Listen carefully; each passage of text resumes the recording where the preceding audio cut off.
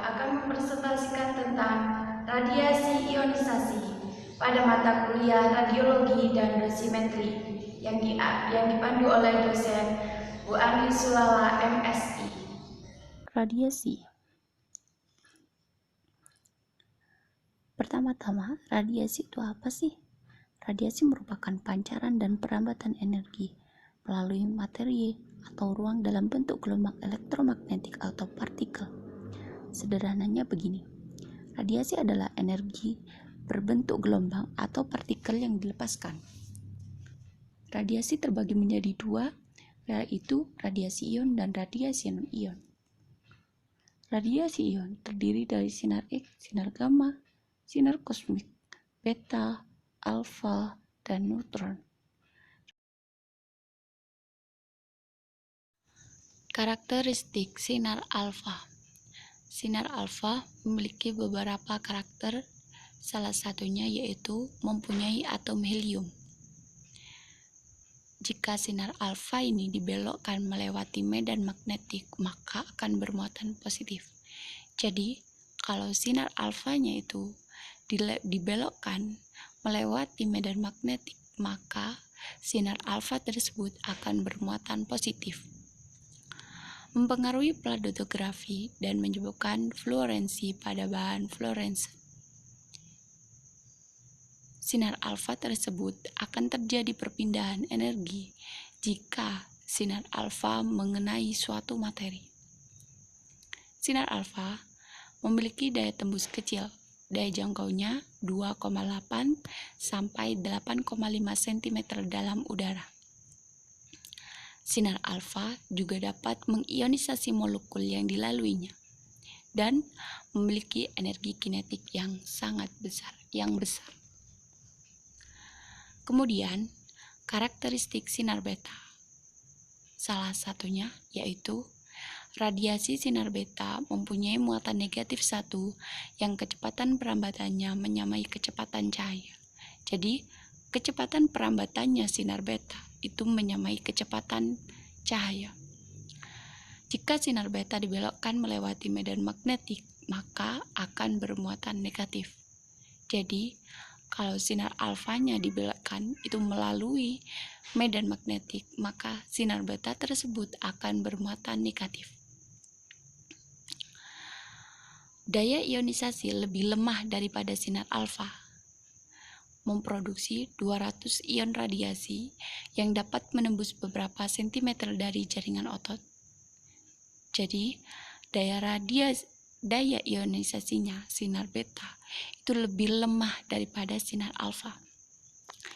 Sinar beta bermassa sangat kecil, yaitu 5,5 kali 10⁻⁴ dengan satuan massa atom atau amu yang diberi simbol beta atau E.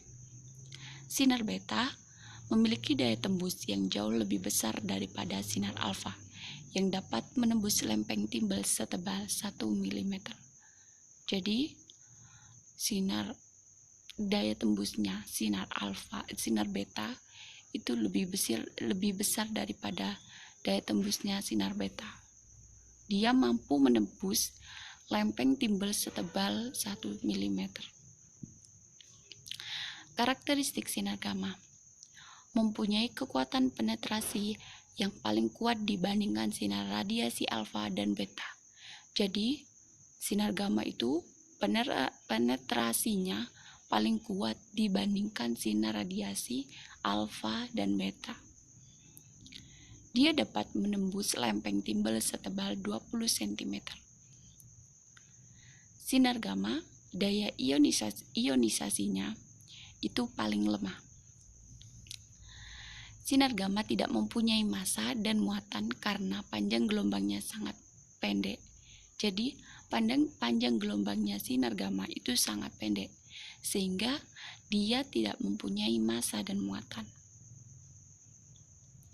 Sinar gamma itu dapat dengan mudah melewati tubuh manusia, dan sinar gamma itu juga dapat menyebabkan kerusakan biologis yang besar. Nah, untuk kecepatan sinar gamma itu sama dengan kecepatan cahaya. sinar gamma tidak terpengaruh oleh medan listrik maupun medan magnet. Itu salah satu karakteristik sinar gamma. Kemudian, karakteristik partikel neutron.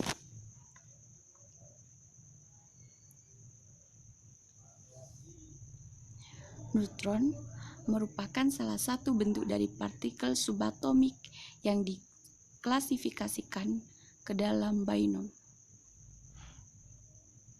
Nah, karakteristiknya dapat dijelaskan salah satunya di emisi dari beberapa energi, mempunyai daya penetrasi, tidak dapat memproduksi pasangan ion di udara atau di jaringan karena tidak bermuatan. Jadi, partikel neutron ini tidak dapat memproduksi pasangan ion. Dia tidak bisa memproduksi pasangan ion di udara, baik di udara atau di jaringan, karena partikel neutron ini tidak bermuatan. Efek ionisasinya disebut secondary emission. Nah, itu merupakan karakteristik partikel neutron. Kemudian, karakteristik sinar X. Sinar X adalah gelombang elektromagnetik yang mempunyai panjang gelombang 10-8, -10, -12 m. Karakteristik sinar kosmik. Sinar kosmik merupakan radiasi dari partikel bermuatan berenergi tinggi yang berasal dari luar atmosfer bumi. Jadi, sinar kosmik ini berasal dari luar atmosfer bumi dan dia memiliki partikel yang bermuatan energi tinggi. Sinar kosmik dapat berupa elektron, proton, dan bahkan inti atom seperti besi atau yang lebih berat lagi. Kebanyakan partikel-partikel tersebut berasal dari proses energi tinggi di dalam galaksi.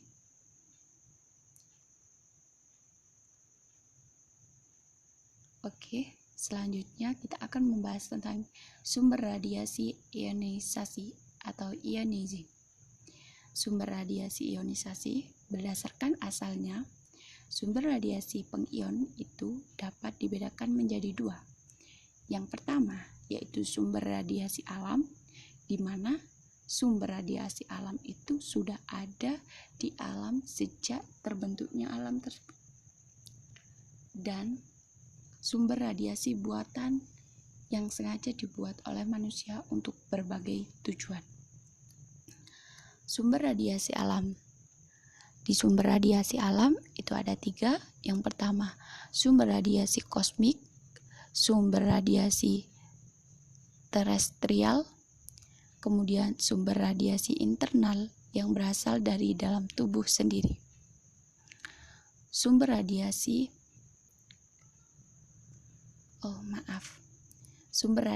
buatan, di mana sumber radiasi buatan itu hasil dari buatan manusia sendiri yang digunakan untuk berbagai macam tujuan. Nah, sumber radiasi buatan itu juga ada 3. Yang pertama, zat radioaktif, pesawat sinar X, dan yang terakhir yaitu akselerator. Kita masuk ke sumber radiasi alam. Yang pertama yang akan kita bahas yaitu sumber radiasi kosmik. Radiasi kosmik, di situ ada sebuah gambar. Nah, gambar ini menunjukkan sebuah sumber radiasi kosmik, di mana radiasi kosmik itu berasal dari angkasa luar. Sebagian berasal dari ruang antar bintang dan matahari. Nah, radiasi ini terdiri dari partikel dan sinar yang berenergi tinggi. Dan tidak hanya itu, dia juga berinteraksi dengan inti atom stabil di atmosfer dan membentuk inti radioaktif seperti karbon, helium. Kemudian, sumber radiasi terestrial. Nah, sumber radiasi terestrial itu secara manual dipancarkan oleh radionuklida. Nah, di dalam kerak bumi, radiasi ini kemudian dipancarkan oleh radionuklida yang disebut primordial, kemudian akan disejahtera yang ada sejak terbentuknya bumi. Jadi primordial itu sudah ada sejak terbentuknya bumi tersebut.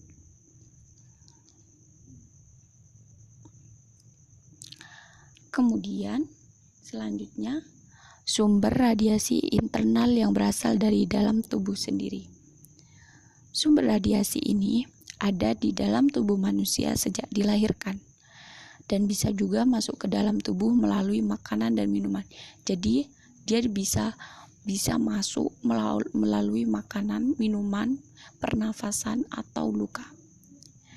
Radiasi internal ini terutama diterima dari radionuklida.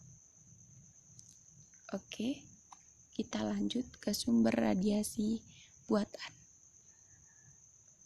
Sumber radiasi buatan telah diproduksi sejak abad ke-20 dengan ditemukannya sinar X oleh W.C. Röntgen. Saat ini sudah banyak sekali, jadi sudah banyak jenis dari sumber radiasi buatan, baik yang berupa zat radioaktif dan sumber pembangkit radiasi, yaitu pesawat sinar X dan akselerator. Nah, radioaktif ini dapat dibuat oleh manusia berdasarkan reaksi inti antara nuklida yang tidak radioaktif dengan neutron atau biasa disebut dengan sebagai reaksi fisi di dalam reaktor atom. Radionuklida buatan ini bisa memancarkan radiasi alfa, beta, gamma, dan neutron.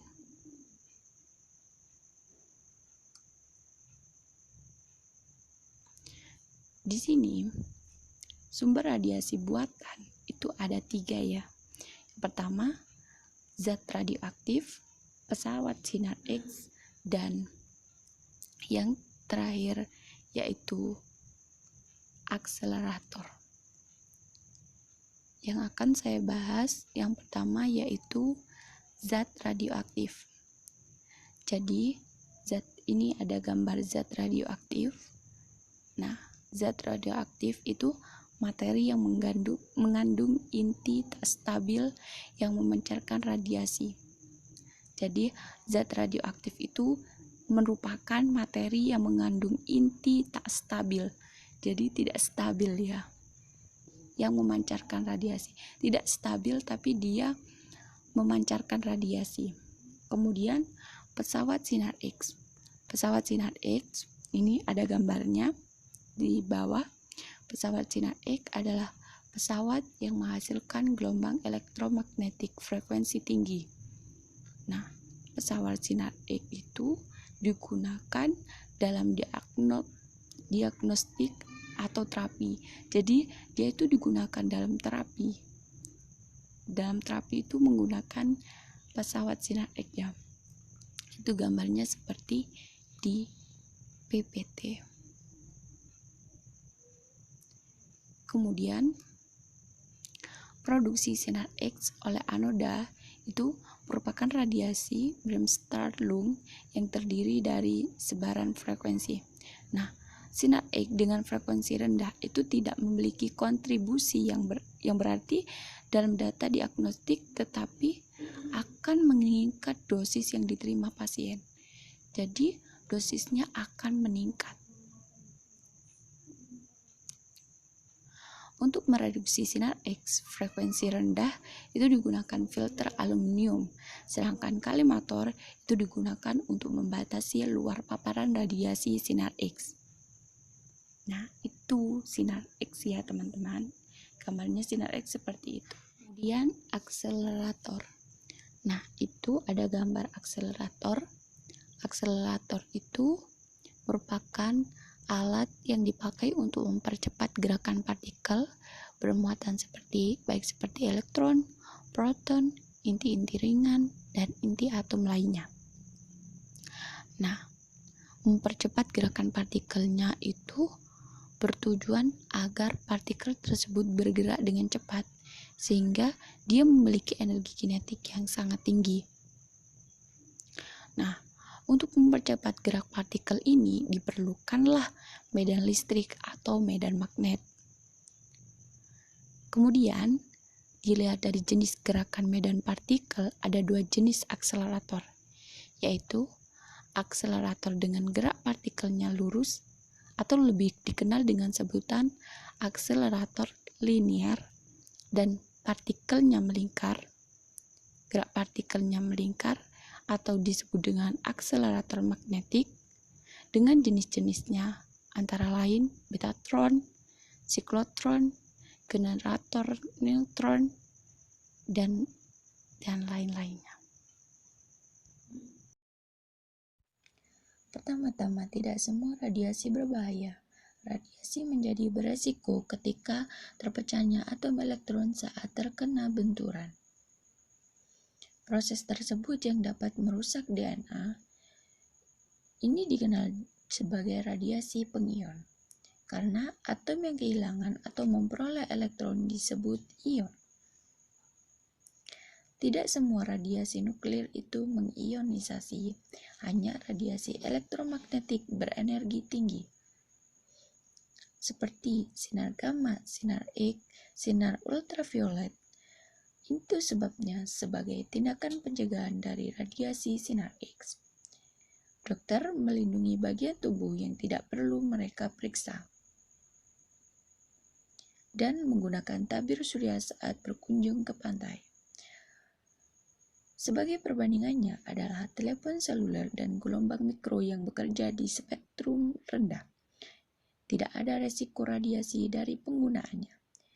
Resiko pada kesehatan terjadi ketika banyak radiasi yang mengenai kita dalam waktu singkat.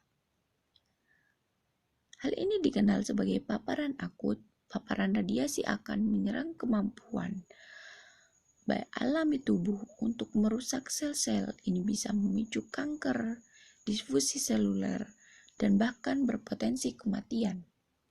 Untungnya, eksposur akut jarang terjadi.